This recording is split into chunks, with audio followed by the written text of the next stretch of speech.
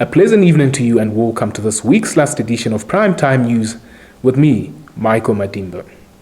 Leading our bulletin tonight, the Forum of German-Speaking Namibians says the genocide topic that has been dragging on for many years needs to be concluded for the sake of peace and political stability between the two countries. Chairperson of the Forum, Harold Hecht, said this on Friday when the group met with President Dr. Hage Geingob and cabinet ministers at State House. Hecht noted that the group has spoken to representatives of both sides and has advised that the topic be finalized and put to rest so that everyone can move on for the sake of political stability and harmony.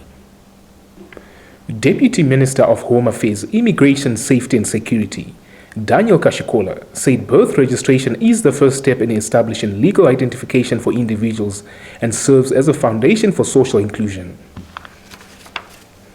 The minister made this statement during the observance of International Identity Day, which had the theme Identity for All, including birth registration by 2030.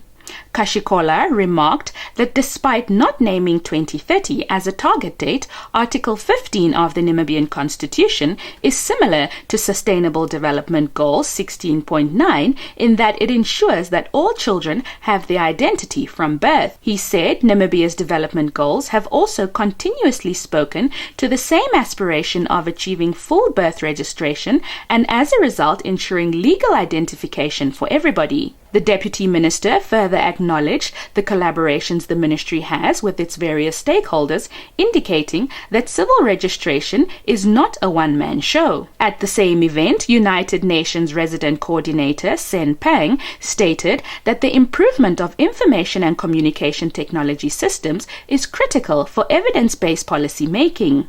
The UN Resident Coordinator added that the United Nations is a major partner in civil registration and vital statistics systems, and that as a result of this relationship, the ministry's e-birth and e-death notification systems became fully operational in 2016 and 2018 respectively. Civil registration and digital identity systems, he added, are critical for attaining Agenda 2030. The Sustainable Development Goals and the National Development Plan targets are of leaving no one behind. Salima Shimwefeleni reporting for Nampa News. Project Never Walk Alone founder and CEO Tim Ekanjo on Thursday stressed that at least 32,000 Namibian youths are in need of shoes. Shelva Wells compiled the story.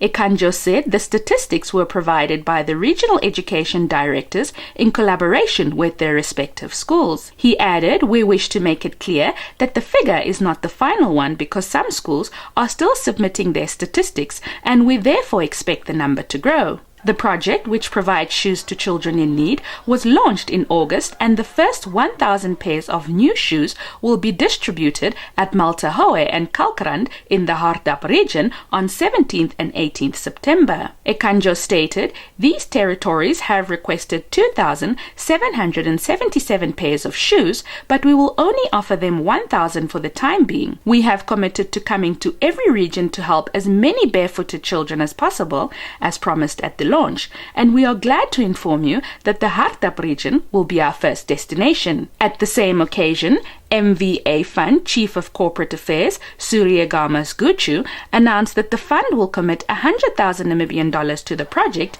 over a 2-year period. Ekanjo thanked and congratulated all Namibians who have donated 50 Namibian dollars to the project via SMS thus far. A United States Navy vessel on Thursday docked at a Namibian port for the first time in Walvis Bay.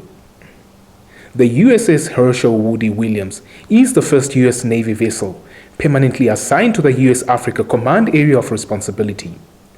Our Irongo region-based journalist Isabel Bento filed the story.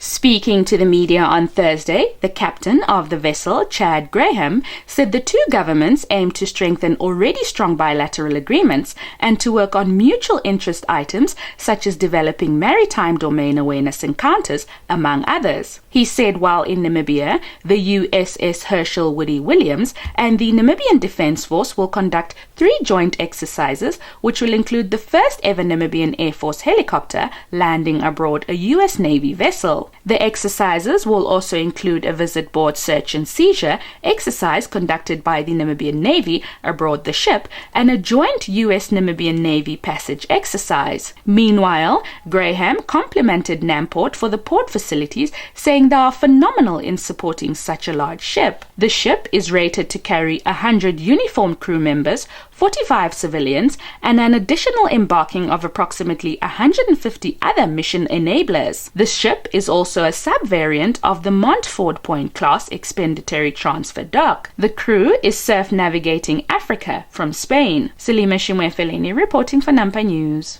Stand by for your top roundup.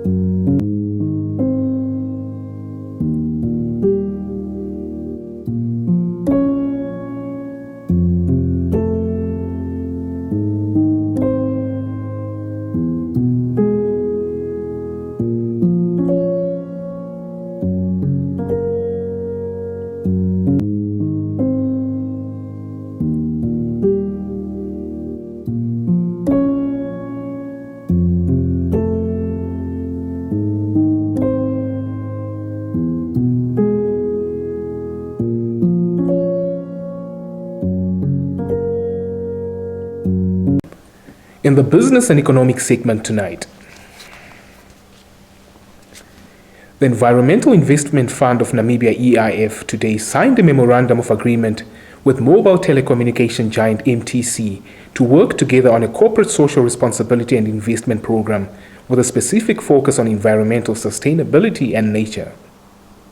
MTC's Chief Human Capital and Corporate Affairs Officer Tim Mekanjo said the partnership is a demonstration of their commitment to doing business in a sustainable manner and taking their responsibility towards improving sustainability in their sector and country as it relates to the environment. Mekanjo added, "Sustainability for us means doing business in such a way that we are able to meet the needs of our customers without compromising the ability of future generations to meet theirs. We are therefore cognizant of three key pillars, namely the economy, society, and the environment." EIF's Chief Executive Officer Benedict Libanda also said partnering with MTC will amplify their ability to improve the accessibility of environmental and climate change information, and if appropriately applied through information and communication technology, they can empower local people to make informed decisions regarding environmental issues, thus enhancing conservation. He added that MTC as a technology-based company is crucial in addressing climate change risks, in educating people on how to mitigate it, and in building up human resources to adapt to its effects. About 200 members of the Kronline Concern Group on Thursday staged a peaceful demonstration at Keetmanshoop, calling on the municipality to introduce prepaid water meters. Suzette Chitaura compiled this report.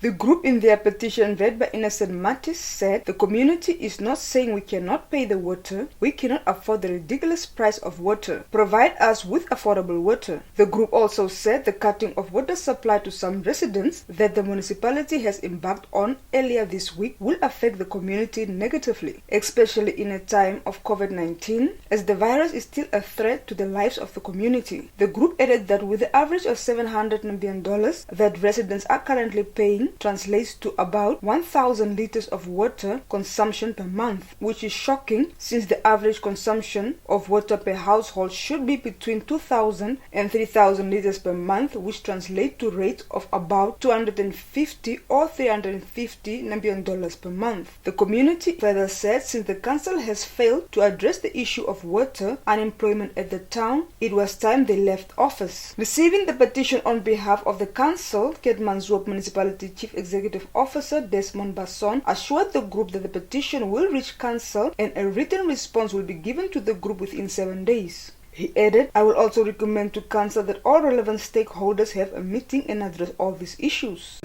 Join us after the break.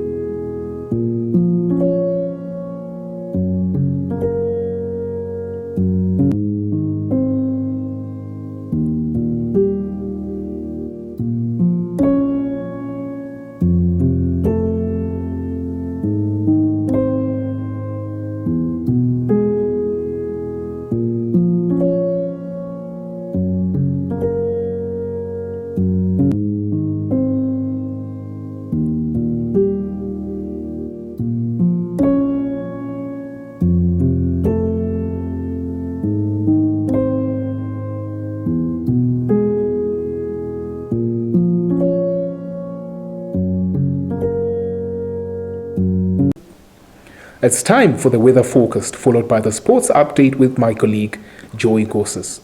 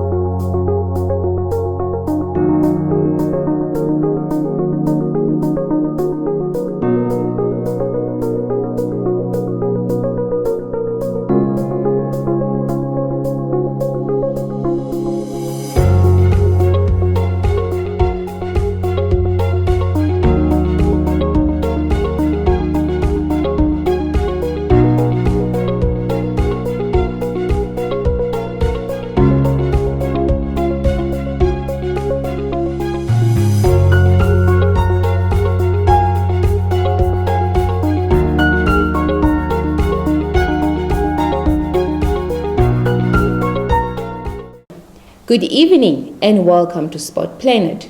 I'm Joy Gorses. We cut straight into rugby news. Australia will play a test in Japan next month ahead of both countries' European tours. It was announced today, with the Wallabies returning to the scene of their 2019 Rugby World Cup exit. Australia will take on Japan on October 23 in Oita, where they lost to England in the World Cup quarter-final 2 years ago. The Wallabies will then travel on to Britain for tests against Scotland, England and Wales in November. The Wallabies last played Japan in Yokohama in November 2017, when they beat the hosts 63-30. Australia coach Dave Rennie said his Japan counterpart Jamie Joseph had built a formidable squad that plays a really exciting up-tempo style. Rennie said, "We need to continue to test ourselves with this variety of play, so this is an important match for us as we continue to build ahead of the next World Cup in France." The game will be Japan's first home test since hosting the World Cup, where they famously beat Ireland and Scotland before exiting at the quarter-final stage to eventual champions South Africa. They lost to the British and Irish Lions and Ireland on tour earlier this year and will return to Europe after facing Australia for tests against Ireland, Portugal as well as Scotland. All eyes are once again on Cristiano Ronaldo, as Manchester United aim to make amends for a shock Champions League defeat to Young Boys when the Premier League leaders head to West Ham on Sunday. Second place Chelsea are behind United only on goals scored and will look to extend the unbeaten start in the London derby at Tottenham. Liverpool and Manchester City will not expect to be troubled when Crystal Palace and Southampton visit Anfield and the Etihad respectively on Saturday. But the pressure is on under-fire Arsenal boss Mikel Arteta when the Gunners travel to fellow strugglers Burnley. Ole Gunnar Solskjaer has demanded an immediate response from United after the optimism brought about by Ronaldo's return was punctured in Bern. Solskjaer's side had won 3 of their first 4 matches in an unbeaten start to their Premier League campaign, including a Ronaldo-inspired rout of Newcastle on the Portuguese superstar's Old Trafford return last weekend. Ronaldo was on target again in Bern, but United succumbed after Aaron Wan-Bissaka's red card to lose to the lowest seed in the Champions League group. Our attitude is like you would expect, focused, a little disappointed, but not too downbeat, Solskjaer said. It is a setback. We have to do better. Your sports roundup is up next.